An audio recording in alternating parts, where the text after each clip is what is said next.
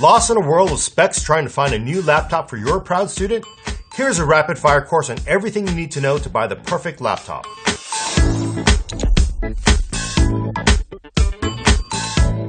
For the average student who browses the web and works in Google Docs or Microsoft Office, any current Intel processor will do the job. The fastest model is a Core i7, followed by the Core i5, i3, and Core M at the bottom. All of these are great chips, but Core M offers the best battery life, while Core i7 delivers the best performance. Frankly, most students don't need more than a Core i3 or Core i5. The confusion starts with the budget Celeron and Pentium processors, where Intel builds them on two very distinct technologies. All you need to know is a Celeron or Pentium with an N in the model number will give you fantastic battery life at the cost of overall performance. Celeron and Pentium models without an N will give you better performance but have less battery life. Laptops are often upsold on CPU cores, so you'll see quad-core and dual-core thrown around a lot. Most students don't need a quad-core, so don't fall for the upsell trick.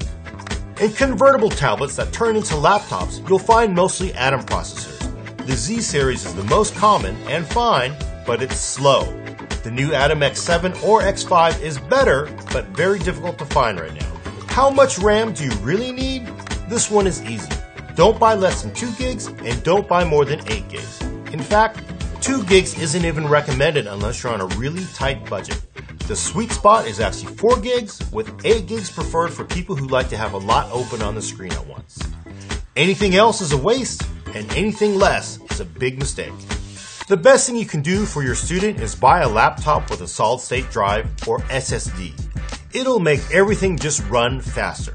Unfortunately, they're expensive too. For a student, a 32 gig SSD won't hack it, and 64 gigabytes barely works. So assuming you can afford it, you're better off for an SSD that's 128 gigabytes. Most students have massive music collections, and if you buy any less storage, your kid will cry foul. Vendors are also pushing hybrid drives that promise SSD-like performance. Don't believe that. They're faster than old-school hard drives, but they don't compare to an SSD. You're better off just buying a regular old hard drive, and if you go that route, 500 gigs or 1 terabyte should be plenty of space. Is your kid going to school to play games or earn a degree so they can support you when you're old? I say that because the graphics already included in all modern laptop processors is good enough for everyone except the hardcore gamer. The only reason you'd want to pay for a discrete AMD or an NVIDIA graphics chip in a laptop is if your student is in a field that requires it. Some fields, like engineering or film, might actually require a graphics chip, so I won't rule it out. But for 90% of college students not going to school to be a professional gamer, they don't need it.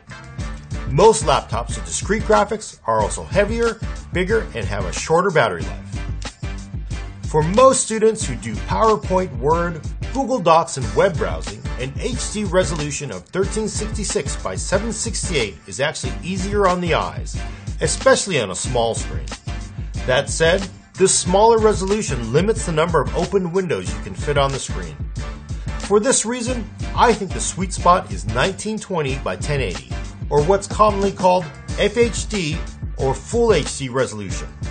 There really isn't a need for more resolution on a student laptop, and higher resolutions actually hurt battery life and can make the text look funny. Believe it or not, you're done. That's it. Just put on a blue shirt and head down to your local electronics store because now you're an expert.